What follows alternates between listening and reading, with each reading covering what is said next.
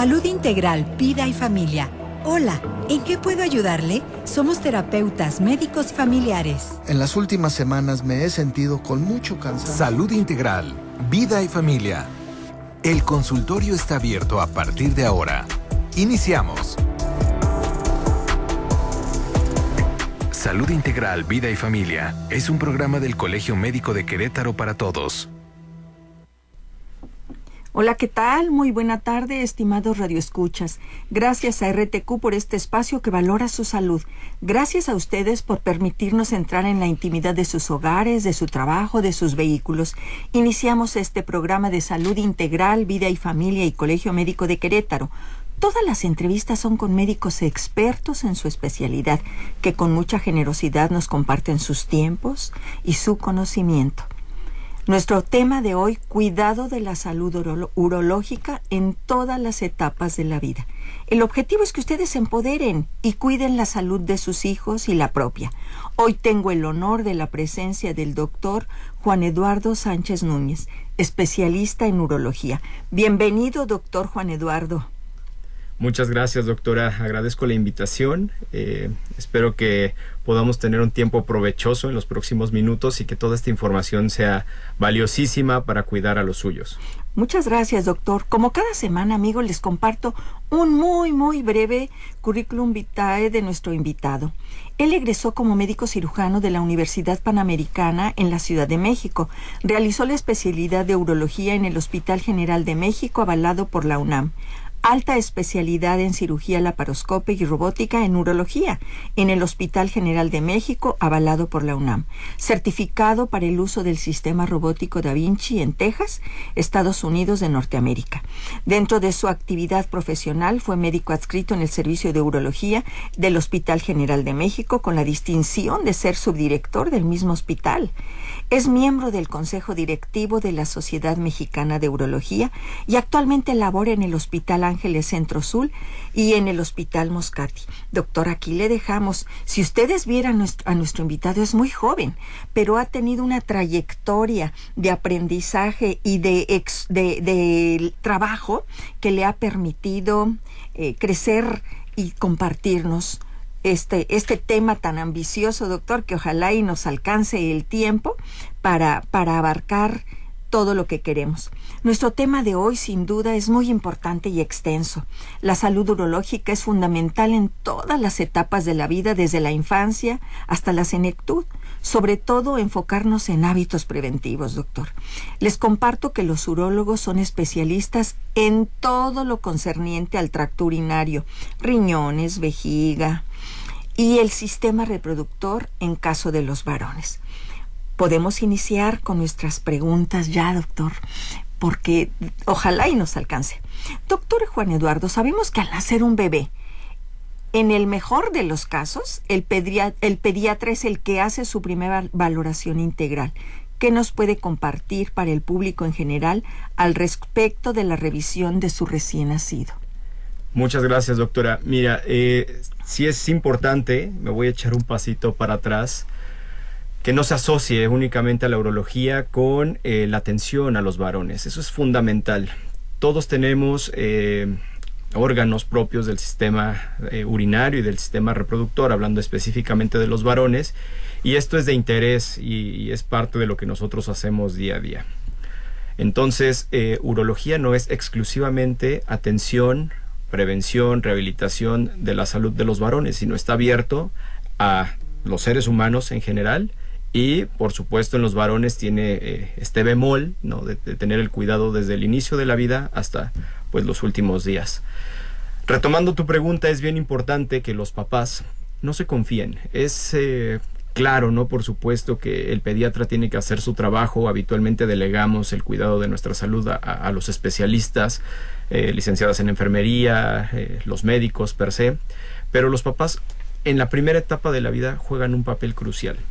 Hay que estar al pendiente de nuestros chiquillos, hay que revisarlos, ¿no? Y esto es un tip importante. En cada momento de ducha, a partir de los primeros días de vida, hay que revisar la integridad, sobre todo, de los genitales, que esto es algo fundamental.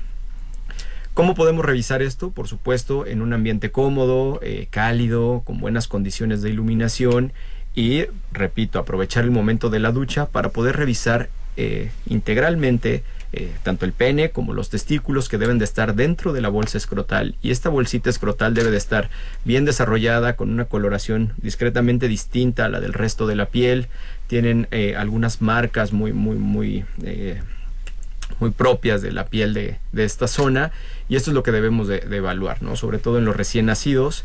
Y en las niñas también aprovechar el momento de la ducha para revisar sobre todo el estado de los genitales, que no haya ningún tipo de secreción. En los primeros días de vida es normal tener algo de secreción vaginal, y conforme vamos avanzando en los días de ducha, esta secreción se va eliminando. También evaluar que esté abierto, ¿no?, el vestíbulo vaginal, y que no haya ninguna fusión de los labios vaginales. Y por supuesto, evaluar que proporcionalmente el tamaño del clítoris sea adecuado al resto de los genitales. Y esto es importante porque nos podría hablar de manera prematura de ambigüedad genital, que son condiciones, ¿no?, propias del desarrollo que pudieran estar existiendo desde los primeros momentos de vida, y que pudiéramos hacer algunas medidas correctivas para brindar una excelente calidad de vida a estos niños. ¿Qué nos puede decir al respecto de la fimosis, doctor? Ese prepucio estrecho, ¿qué hacer los padres de familia? Mira, antes había una creencia muy común, sobre todo de no circuncidar a los niños, ¿no? Eso es una condición propia de la mentalidad del mexicano. Mi opinión es que todos los niños deben ser circuncidados al nacimiento. La fimosis no es una enfermedad, sino es una condición propia del varón. La fimosis, de manera natural, conforme va avanzando la edad del niño, es probable que esto se autolimite, que se corrija de manera definitiva. Sin embargo, repito, la recomendación es que todos los varones al nacimiento se circunciden, porque a largo plazo podemos prevenir sobre todo enfermedades de transmisión sexual en las etapas tempranas de vida, infecciones de vías urinarias que pueden reflejarse en fiebres aproximadamente entre el primer año de vida y posteriormente a los 5 años de vida, y eso es importantísimo. Conforme avanza el tiempo de desarrollo de nuestros niños, debido a estas erecciones espontáneas que se tienen, al aseo propio, a la retracción gentil durante la ducha, se va a ir resolviendo, y prácticamente los varones alrededor de los 7 años tendrán un descenso completo de este excedente de piel prepucial y estará completamente resuelto. Sin embargo, si existen las posibilidades, la condición y por supuesto la información, que este es el objetivo de este momento, la intención o el mensaje claro es que sí se recomienda la circuncisión desde etapas tempranas de la vida. Gracias, doctor. ¿Cuándo se considera que la enuresis deja de ser normal y requiere de tratamiento? Definir qué es enuresis para nuestro público, claro, por favor. La continencia urinaria es un hito del desarrollo. Que un niño o una niña, y aquí vamos a hablar de ambos sexos, logren la continencia urinaria es fundamental. Repito, es un hito del desarrollo y nos habla de la integridad neuronal de nuestros niños. Conforme van creciendo, y esto es alrededor de los 2 y 3 primeros años de vida, nosotros vamos a empezar a tener datos indirectos que esta integridad se va alcanzando. ¿Cuáles son estos datos indirectos? Bueno, el niño va a empezar a notificar cuando se moja, cuando se siente húmedo en su pañal, por ejemplo. Sienten ya esa necesidad del cambio pronto o próximo porque se sienten sucios. Empiezan a identificar el momento de la micción o de la evacuación, en el caso del control del esfínter anal, como el momento de hacer pipí o popó, y ellos lo reflejan mediante el habla. Estos son datos indirectos, repito, que nos hablan que nuestro niño o nuestra niña están prácticamente listos para empezar a hacer el control voluntario de estos esfínteres. Nos vamos a enfocar un poquito al esfínter urinario. Y alrededor de los 5 años, este control tiene que ser absoluto, tanto en la mañana como en el día. De manera natural, el control del esfínter urinario se obtiene primero durante el día, que es cuando los niños están despiertos, la sensación de llenado de la vejiga es incómodo, y en ese momento se refleja con este primer mandato de decir quiero hacer pipí, ¿no? Sobre todo hablando desde el punto de vista urinario. Y conforme van creciendo, alrededor de los 4 o 5 años, se logra prácticamente durante todas las noches el control voluntario del esfínter durante la noche. Todavía es posible que haya algunos escapes, algunas fugas involuntarias durante la noche, que es un poco más complejo, sobre todo cuando caemos en sueño profundo, pero después de los 6 a 7 años de vida es patológico. No necesariamente es un involucro asociado a una enfermedad directa, pero tenemos que poner atención y tratar de corregirlo. Y por supuesto, cuando se ha logrado el control voluntario en un primer momento y volvemos a tener una recaída después de esta edad, eso habla de una condición crítica y tenemos que estar muy al pendiente de nuestros hijos, que no haya alguna condición de infección de vías urinarias, alguna condición incluso de maltrato que pueda tener un impacto negativo desde el punto de vista psicológico y que esté desencadenando estas incontinencias nocturnas. Excelente, doctor. Vámonos a otra etapa, la pubertad. ¿Qué signos de alerta urológica deben vigilarse en esta etapa, doctor?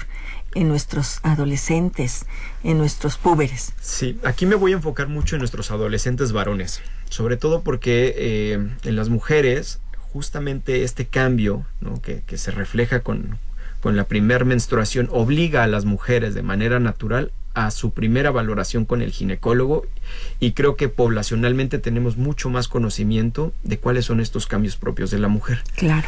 Pero en el varón el tabú de simplemente ser varón implica que a veces haya mucha, pues, ¿cómo decirlo?, mucho límite a la información. A veces los padres no nos acercamos, no platicamos con nuestros hijos de estos temas, y eso entorpece, ¿no?, el detectar datos de alerta. Los datos de alerta en un varón en la etapa puberal son que los testículos empiecen a tener condiciones diferentes a las naturales. ¿Y cuáles son las condiciones naturales? Bueno, ya lo habíamos mencionado, que los testículos deben de estar siempre en la bolsa escrotal, independientemente del momento del día o la actividad que estemos realizando. Si estos testículos están en una localización diferente a la bolsita del escroto, o empiezan a tener una consistencia distinta a la natural, que prácticamente es como si te tocaras tu nariz, y alguna tumoración o nódulo, ¿no?, alguna bolita detectada a través de la piel del escroto, son datos de alerta y son indicativos para acudir a una valoración con el especialista, que puede ser el pediatra de primera instancia o el urólogo pediatra o el urólogo per se si ya nos acercamos a la edad adulta.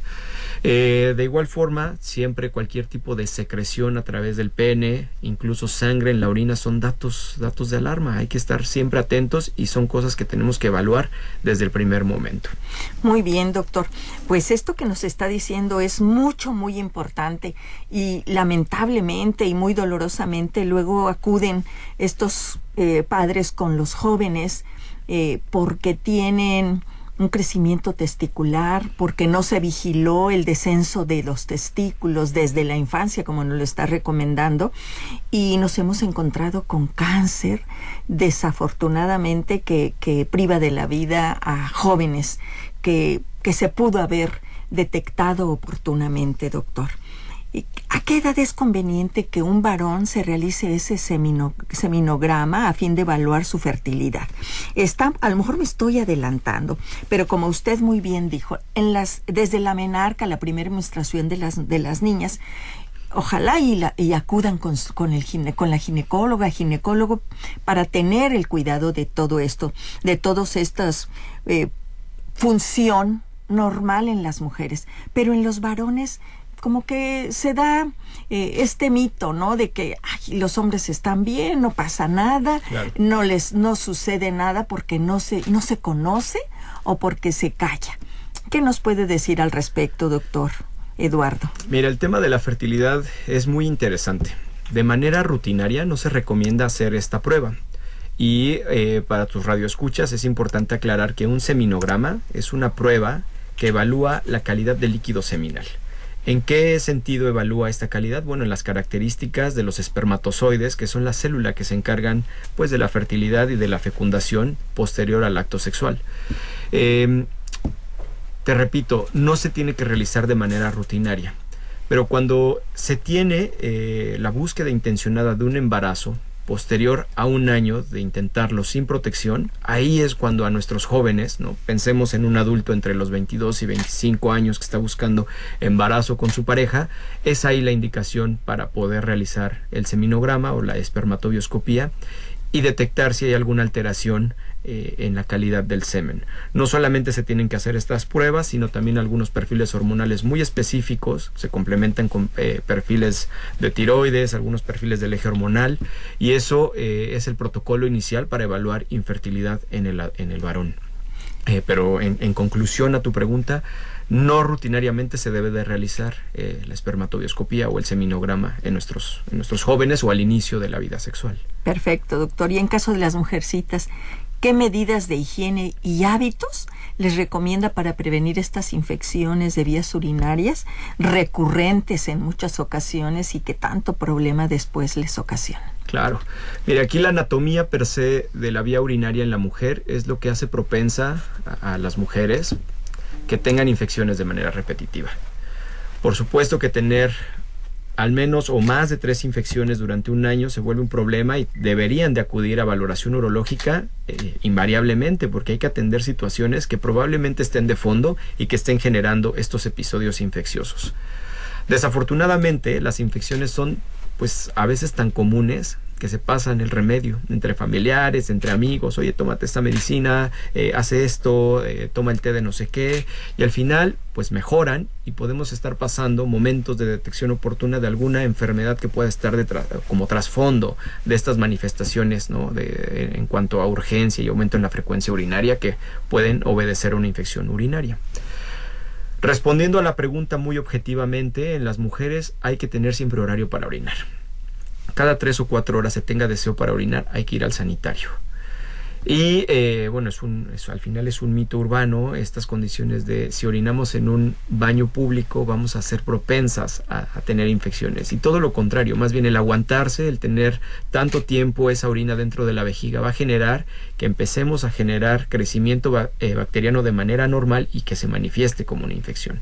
Entonces las mujeres tienen que orinar con horario, cada 3 o 4 horas durante el día se tenga deseo para orinar o no, vaciar esa vejiga. El segundo punto es mantenerse bien hidratadas. Independientemente de la actividad que se realice, lo recomendado es estar tomando entre 1,5 litros, 2 litros de agua natural al día, más todos los líquidos que se consumen adicional a ello, los consomés, las cremas, todo eso no cuenta como un líquido para hidratación. Y por supuesto, si se realiza actividad física intensa, pues hay que mejorar la hidratación. No basta con 1,5 litros, 2 litros de agua natural. Hay que evitar las duchas vaginales. Esto modifica la flora vaginal o la microbiota vaginal y eso genera que las bacterias puedan migrar hacia el introito y desarrollar eventos de cistitis. No automedicarse, por supuesto, que es un tema que ya habíamos platicado. Lo ideal es que siempre acudan a valoración médica para indicar el antibiótico preciso y evitar resistencias bacterianas a futuro. Tan frecuentes, desafortunadamente. Sí, eso va a ser algo que nos está complicando actualmente hoy día el manejo de manera empírica y bueno, por supuesto a mediano plazo esto va a generar un reto no solamente para nosotros sino para los médicos de primer contacto, que es un motivo de consulta frecuente. Y finalmente en las niñas, sobre todo más pequeñas, enseñarles bien cómo se tienen que sentar, ¿no? Siempre se debe de formar un ángulo correcto de las rodillas de 90 grados a la hora de sentarnos en el WC. Eso relaja la musculatura del piso pélvico, favorece la salida de toda esa orina dentro de la vejiga y también evitar hacer esfuerzos, no pujar, que la orina tiene que salir de manera voluntaria. Y una vez que termina el evento de la micción, enseñar a las niñas a limpiarse correctamente. Siempre el aseo tiene que ir de delante hacia atrás para evitar que se migren algunas bacterias, ¿no? Ahí a través del ano hacia la porción de la vagina y que por supuesto colonice la vía urinaria. Muy bien, doctor, muchas gracias. El dolor pélvico y el dolor durante la relación sexual, que se llama dispareunia, nos indica que son problemas que se tienen que atender tanto varones como damitas. Sí, esto es complejo, ¿no? Podríamos aquí platicar 2 o 3 horas al respecto. Sí, es cierto. Y es muy complejo, te voy a explicar por qué. Porque por supuesto, la relación sexual de manera clásica en su definición debe de incluir una relación sexual satisfactoria, que no genere dolor, al contrario, genere placer. Esa es una parte importante, la parte volitiva de la relación sexual. Claro. Sin embargo, cuando hay algo de dolor, sobre todo en las mujeres, en el coito per se o posterior a la relación sexual, indica que algo está mal. Y esa indicación va a depender o es en función de en qué edad de la vida está la mujer. En las mujeres posmenopáusicas habitualmente va a existir un riesgo de hipoestrogenismo y esto es natural por el envejecimiento y las condiciones propias de todo este estado hormonal, ¿no? Que envuelve el periodo de la perimenopausia o estas condiciones propias, ¿no? Y eso puede mejorarse significativamente, sobre todo el dolor poscoital, con algunos estrógenos locales, utilizando algún lubricante con base de agua. No hay muchas cosas que se pueden utilizar, pero el mensaje es que tienen que acudir a valoración porque siempre hay algo de fondo y se tiene que corregir, y esto lo puede hacer tanto su ginecólogo de cabecera o acudir a una valoración con el urólogo. Y cuando hablamos de un grupo poblacional más joven, y me estoy refiriendo a las mujeres, es probable que nos estemos enfrentando a alguna enfermedad inflamatoria pélvica que puede obedecer habitualmente a infecciones de transmisión sexual. Infecciones que se mantienen latentes sin el tratamiento adecuado e incluso asintomáticas hasta que generan el dolor pélvico crónico y pues nos podemos enfrentar incluso a cuadros de peritonitis espontáneas por estas condiciones propias infecciosas. El mensaje también es que deben de acudir a valoración si esto les ocurre, ¿no? Es muy frecuente también que las mujeres que inician vida sexual tienen estos eventos como de cistitis, dolor, disuria, ardor o molestia al orinar, y eso se tiene que atender porque habitualmente, repito, la automedicación es muy fácil para el tema de infecciones de vías urinarias y genera que podamos crear superbacterias que a la larga nos van a generar un problema muy muy grave. Sin duda, doctor. Volviendo a nuestros jóvenes, ¿qué les recomendaría para que el inicio de su vida sexual sea segura, doctor? Es un tema súper delicado. Aquí se debe de exigir siempre madurez en las partes involucradas, por supuesto. Que a esta edad definitivamente no se tiene, doctor. Claro. Se responde a la hormona, al momento propio del adolescente donde busca demostrarse a sí mismo, encontrarse a sí mismo con sus pares. Entonces sí, definitivamente. Adelante, doctor. Sí, digo, es muy complejo porque al final los organismos internacionales, puntualmente la CDC, con el objetivo de evitar la transmisión de enfermedades infecciosas que nos aquejan hoy día, como es el virus de la inmunodeficiencia humano, algunas otras enfermedades virales como el virus de hepatitis B, infecciones propias de transmisión sexual, pues se fomenta que haya sobre todo abstinencia sexual hasta que sea el momento preciso. Ese es el método 100% efectivo para evitar este tipo de riesgos al inicio de la vida sexual. Claro. Que ese es el principal y el más grave. Y el segundo riesgo, pues, es quedar embarazado, ¿no? Cuando estamos del otro lado de la moneda. Entonces, por eso mi respuesta fue breve: madurez. Una vez que empiezas a hacer este tipo de actividades, se debe de tener la mentalidad bien clara, que ante cualquier, pues, desenlace, tú debes de estar preparado para atenerte a las consecuencias. ¿Me explico? La clave es siempre, si vamos a iniciar vida sexual, en todos los contactos, y eso es en todos los contactos, no porque la conozcas, no porque lo conozcas, o porque, no porque te diga que eres su única pareja. Claro, exactamente. En todos los contactos sexuales de manera inicial se debe usar preservativo. Y por supuesto la monogamia de ambos lados debe ser pues valiosa, porque eso asegura que las enfermedades de transmisión sexual sean prevenibles. Ahora, cuando es una pareja sexual estable y vamos a iniciar la vida sexual sin preservativo o algún método de barrera que ayuda a prevenir este tipo de enfermedades e incluso el embarazo, se tiene que utilizar siempre un perfil básico de enfermedades de transmisión sexual. Ambas partes tienen que realizárselo con la intención de pues evitar riesgos y que ambos estén en el entendido que al inicio de esa vida sexual los dos estaban libres de cualquier enfermedad y que no suponga posteriormente una complicación, pues en cuanto a la relación y por supuesto en un tema de salud. Sí, doctor. Y discúlpame, ya para terminar en esto, yo sé que a veces el tabú, la barrera que tenemos de tener este tipo de información limita la explicación a detalle de todas estas condiciones. Pero no solamente las relaciones sexuales por vía vaginal requieren protección. Las relaciones sexuales por otras vías, como la vía anal, incluso el sexo oral, requieren en todo momento protección. Y de verdad deben de tomar detalle de esto que les comento para evitar riesgos. Sin duda, doctor. Y si estamos hablando, vuelvo con el tema de los jóvenes, con esta inmadurez característica, porque apenas están creciendo. Qué importante es que los padres se comuniquen con sus hijos sin miedo, sin ese autoritarismo, que sean sus mejores confidentes para poder ayudarles, para prevenir todo este tipo de problemas que por supuesto lastiman mucho no solamente al joven, a la familia, pero sobre todo al joven, que ve truncadas en ocasiones sus proyectos de vida. Yo creo que aquí tenemos como padres la obligación de buscar ayuda, y si no lo sé, llevarlos con el urólogo, con la ginecóloga, para que puedan tener orientación al respecto. Pues temas, doctor, que sin duda cada uno son muy amplios, y agradezco el que los resuma de tal manera para que pues nuestro público tenga la idea de que hay profesionales que pueden apoyarles en caso de solicitar ayuda. Doctor, ¿cuáles serían las causas principales de disfunción eréctil y cómo abordarlas preventivamente? Mira, es un tema súper interesante.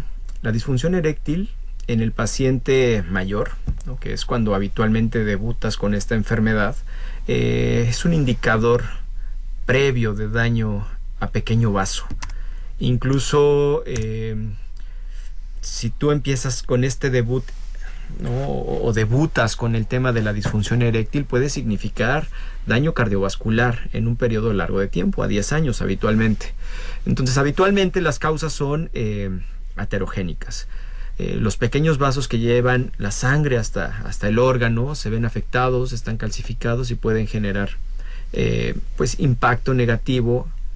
Doctor, nos avisan que tenemos que hacer una pausa. Buenísimo. Queridos amigos, vamos a hacer un pequeño espacio para poder tener algunas comunicaciones por parte de la radio, y regresamos.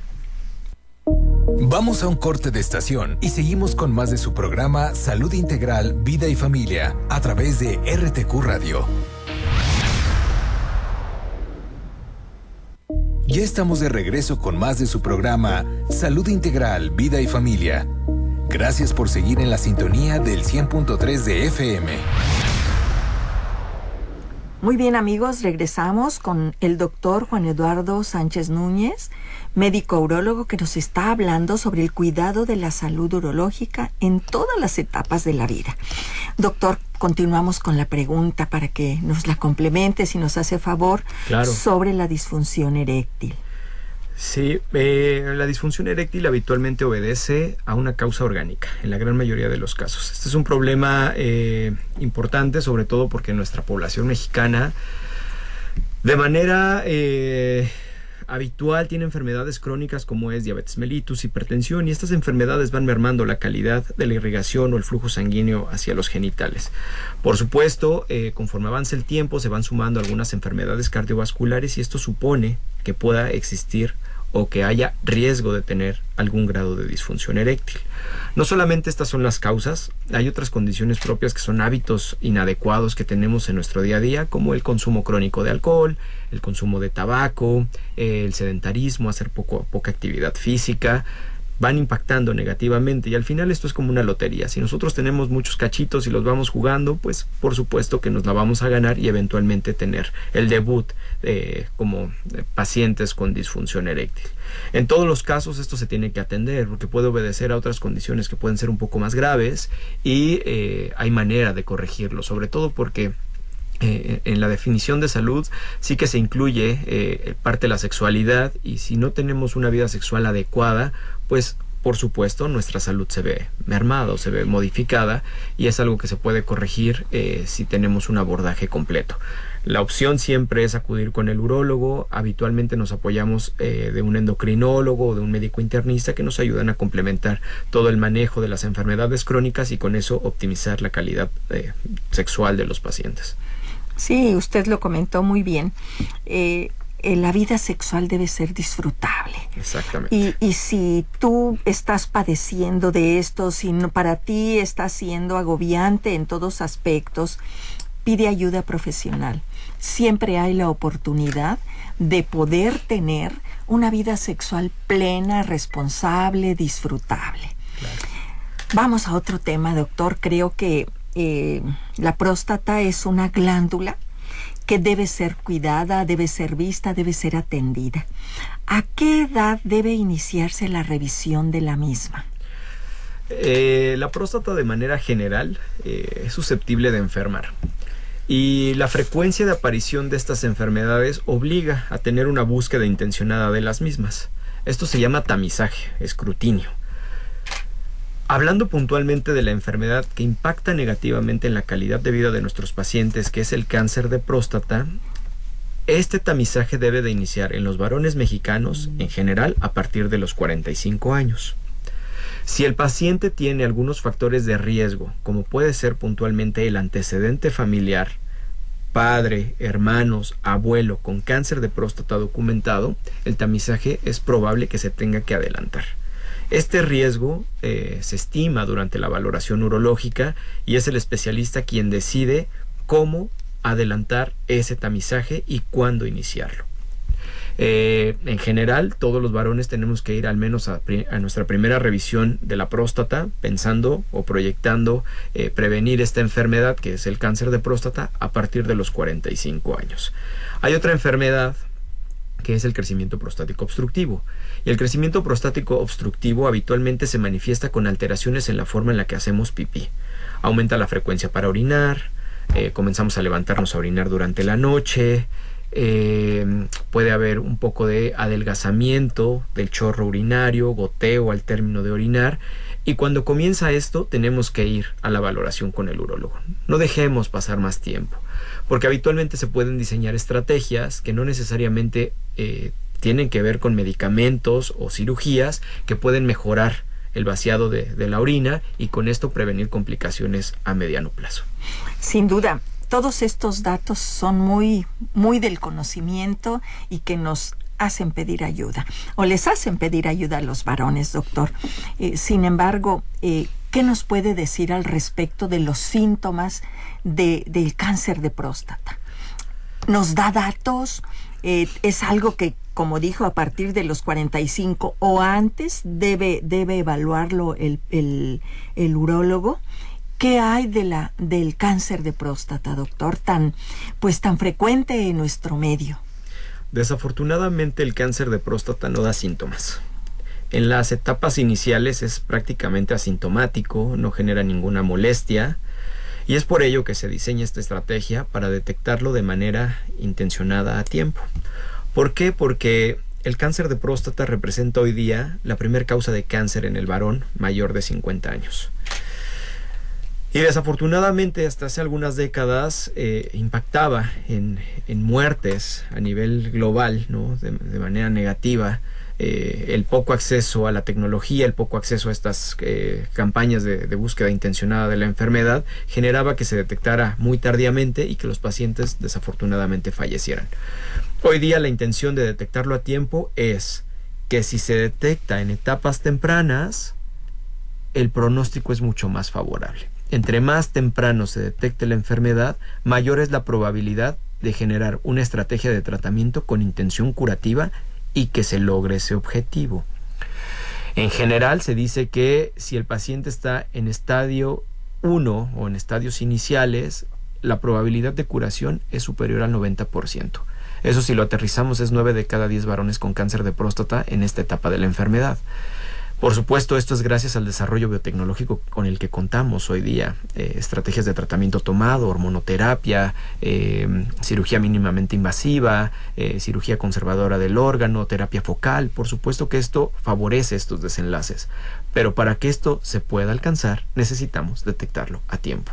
Un cáncer que no da síntomas. Entonces, el chequeo inicial requiere una evaluación con una exploración física completa que incluye el tacto rectal. No hay que tenerle miedo, la prueba es muy rápida y no dura más de 3 minutos. Y el antígeno prostático específico, que es una molécula que está en nuestra sangre y que nos permite evaluar el estado de salud de nuestra próstata. No necesariamente, y esto es algo que debo de aclarar a tus radioescuchas, que un antígeno prostático alto es sinónimo de cáncer en la próstata. Claro. Entonces, esto no nos debe de alarmar, sino todo lo contrario, ayudarnos a buscar atención y que esta atención sea lo más completa posible para evaluar cuál es la enfermedad a la que nos estamos enfrentando. Sin duda, el tacto rectal es un método que muchos varones temen porque es doloroso, lo creen, porque desde nuestra cultura también es rechazado. Entonces, es importante que todos los varones tengan este tamizaje de detección de sus antígenos y además la exploración por tacto rectal, doctor. Sí, todos, invariablemente. Después de los 45 años se puede hacer la estrategia inicial de revisión integral, como te lo he mencionado, tacto rectal, antígeno prostático, y en función del riesgo estimado que se descubre en este primer interrogatorio, hay algunas guías que proponen que incluso esta revisión puede espaciarse a que sea bianual. Cada 2 años está revisando otra vez con el antígeno y el tacto rectal y no necesariamente estar yendo año con año. Pero de manera rutinaria se recomienda anualmente a partir de los 45 años en el varón mexicano. Y por favor, decirles a nuestros radioescuchas que no esperen tener síntomas, que acudan a su revisión. Y nos pudiera usted compartir para ellos por qué el cáncer no da síntomas, doctor. Es una degeneración anormal de la glándula, por supuesto. Los nichos celulares atípicos o que se manifiestan como una enfermedad oncológica son muy pequeños y habitualmente esto genera que no tengamos ninguna manifestación evidente a nuestra percepción e incluso al ojo humano. Cuando los nichos se van haciendo cada vez más grandes o la carga tumoral va avanzando, empiezan a haber manifestaciones, pero esto nos habla que el cáncer ha avanzado, que ha migrado a otros órganos adyacentes, que tenemos involucro incluso de algunos órganos que son vulnerables a estos nichos celulares, como puede ser el hueso, y empezamos a tener ahora sí manifestaciones clínicas, pero estamos en una enfermedad muy tardía. Desafortunadamente en estos episodios o en estos estadios de enfermedad hay pocas estrategias de tratamiento y las que existen pues no son inocuas y tenemos muchas complicaciones como deterioro de la densidad ósea, aumentan el riesgo cardiovascular y los pacientes pues aunque no se mueren per se del cáncer de próstata pueden tener un deterioro significativo en su salud por este impacto negativo que tiene el tratamiento. Y esto no es para alarmar a los radioescuchas, todo lo contrario, para justamente motivarlos a que vayan a valoraciones iniciales y que cuando nos enfrentemos a una enfermedad que desafortunadamente pueda ser avanzada, tener la mejor asesoría, radioterapeuta, oncólogo médico, el urólogo oncólogo, para poder ofrecer el mejor desenlace y planear la mejor estrategia de tratamiento. Doctor, nos está llegando una pregunta. Nos dice el señor Juárez que a él ya le operaron de la próstata, que tenía hiperplasia prostática benigna y que si ya no debe preocuparse de acudir con el urólogo porque pues ya no le va a dar cáncer.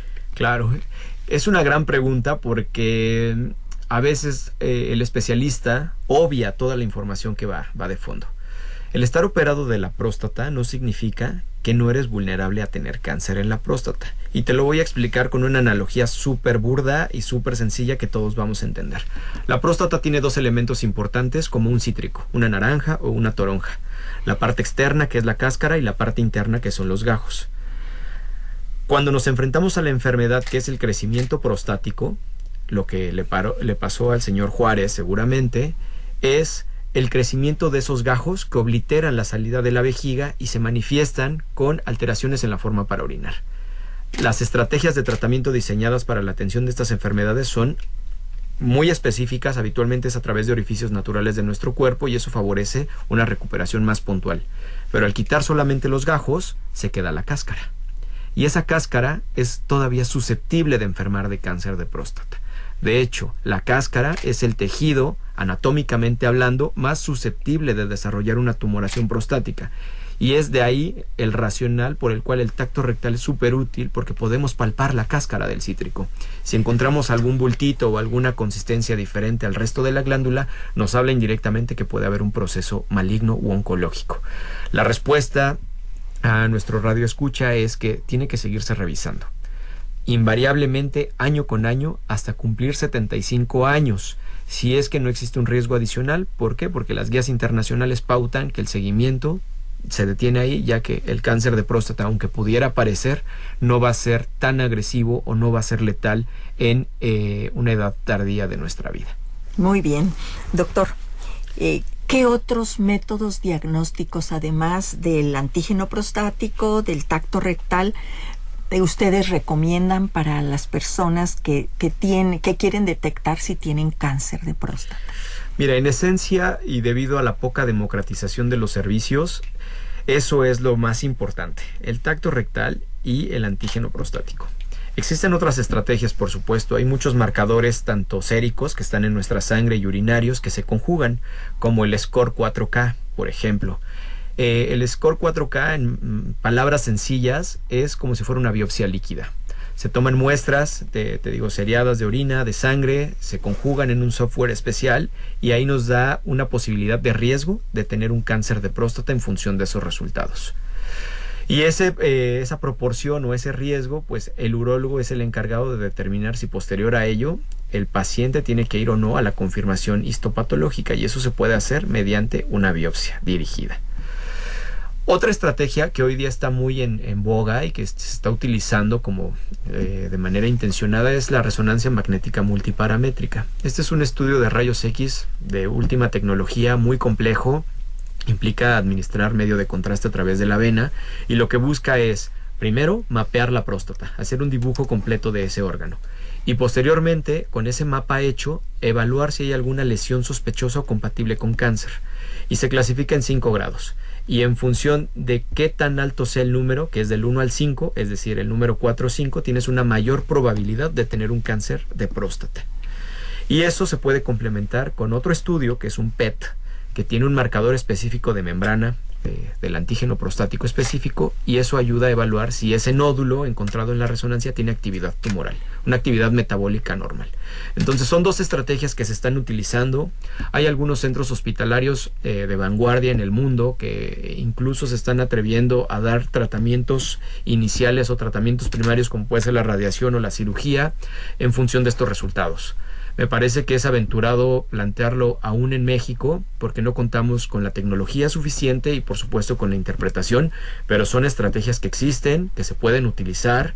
Por supuesto, el urólogo es el mejor especialista para definir cuál es la mejor estrategia para los pacientes, y te repito, hoy día lo que está limitando todavía es la falta de democratización de los servicios. Son servicios caros y los seguros de gastos médicos los cubren, por supuesto, pero para el paciente particular es muy complejo alcanzar estos servicios. Sí, doctor, sin duda. En su currículum leí que usted tiene alta especialidad en cirugía robótica. ¿En qué casos este tipo de cirugía es la ideal para el tratamiento de problemas urológicos y por qué, doctor? La cirugía robótica son estrategias de tratamiento de vanguardia, por supuesto.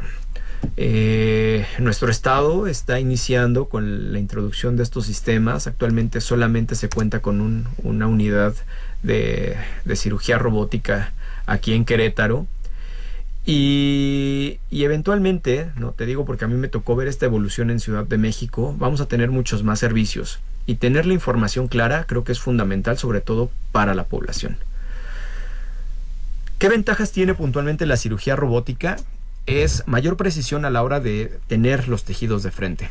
Son movimientos milimétricos, que eso no se alcanza, a pesar de ser muy diestros, ¿no? Como cirujanos no se logra en una cirugía convencional.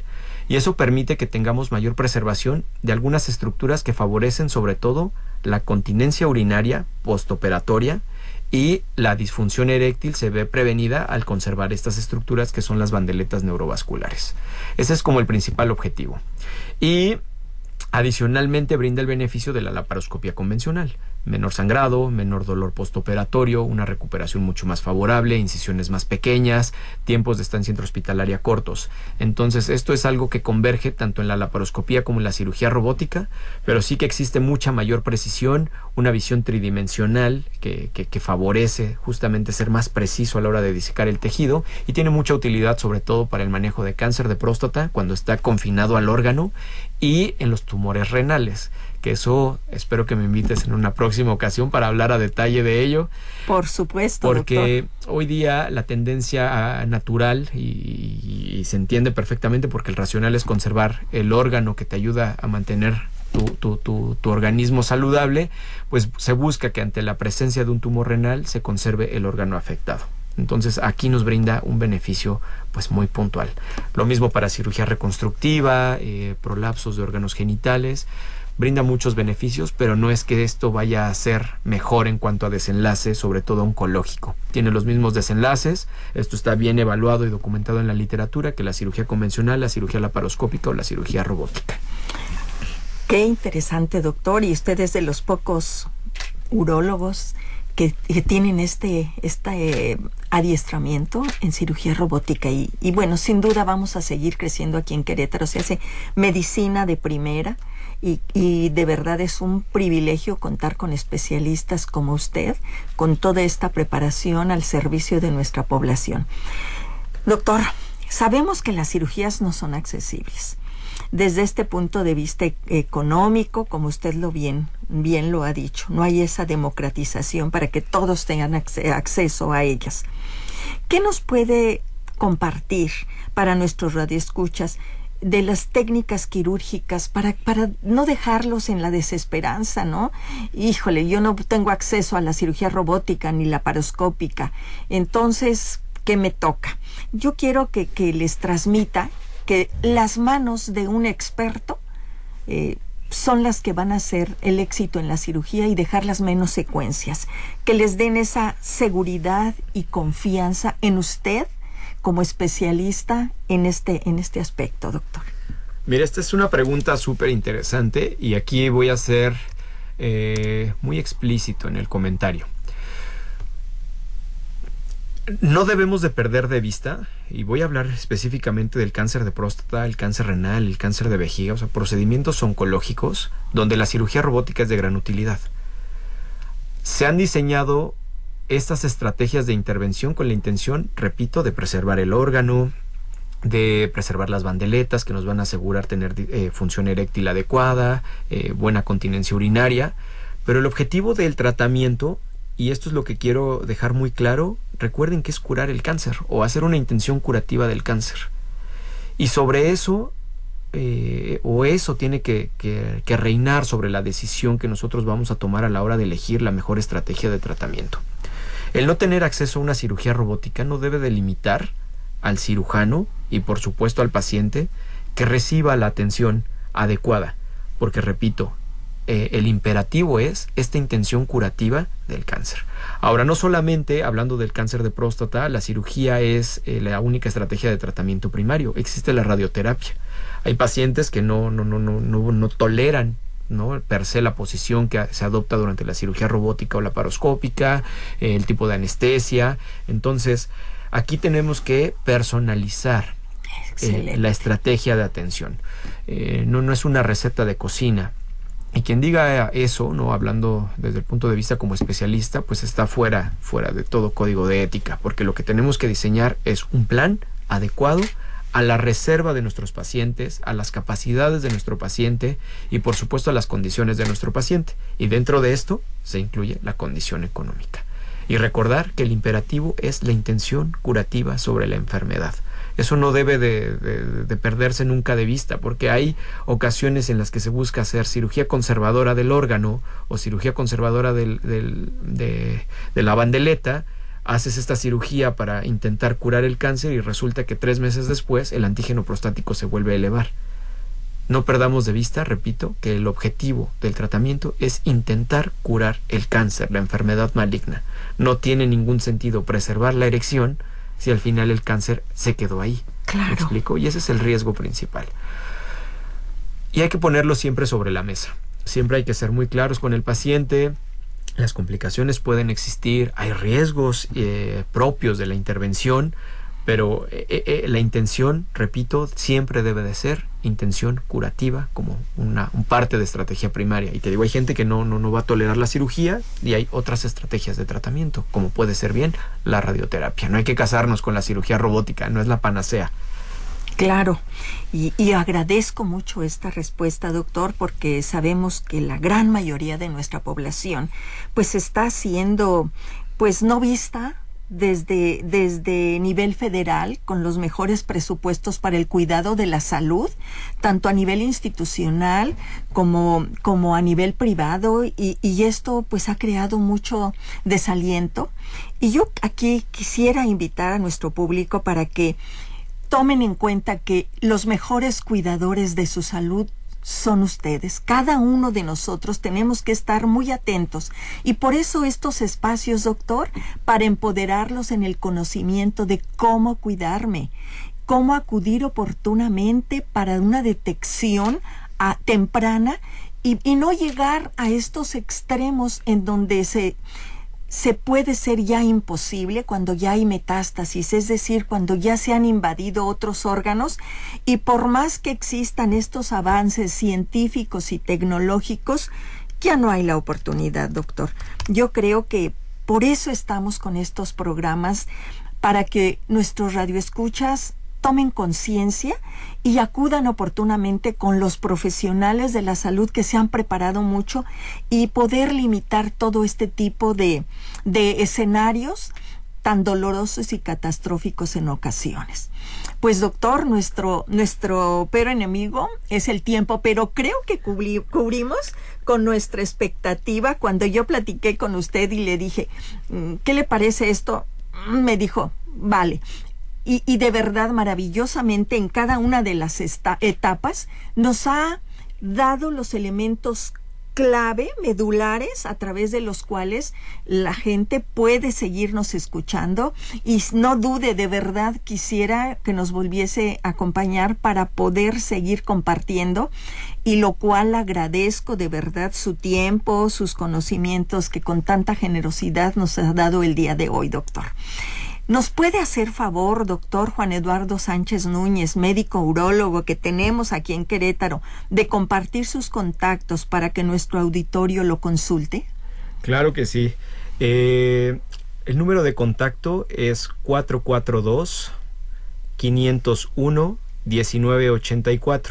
Lo voy a repetir, es 442-501-1984. De manera adicional, pues hoy día todo se mueve a través de las redes sociales. Me pueden encontrar en todas las redes sociales como @Dr.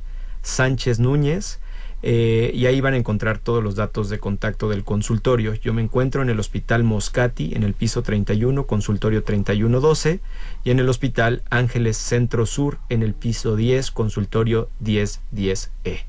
Muy bien, doctor. Pues nuevamente, gracias a nuestros radioescuchas por permitirnos entrar en la intimidad de sus hogares, a RTQ por este espacio que valora su salud. Y por hoy es todo. Yo soy Irma Quintanilla González y les comento, nosotros somos los protagonistas de nuestra propia vida. Hay que cuidarnos.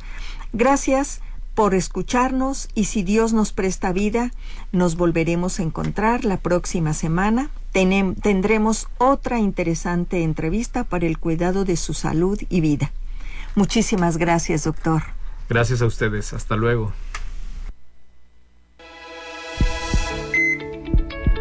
Salud Integral, Vida y Familia. Cierra su consultorio por hoy. Los esperamos la próxima semana. Conectando con tu bienestar. Salud Integral, Vida y Familia es un programa del Colegio Médico de Querétaro para todos.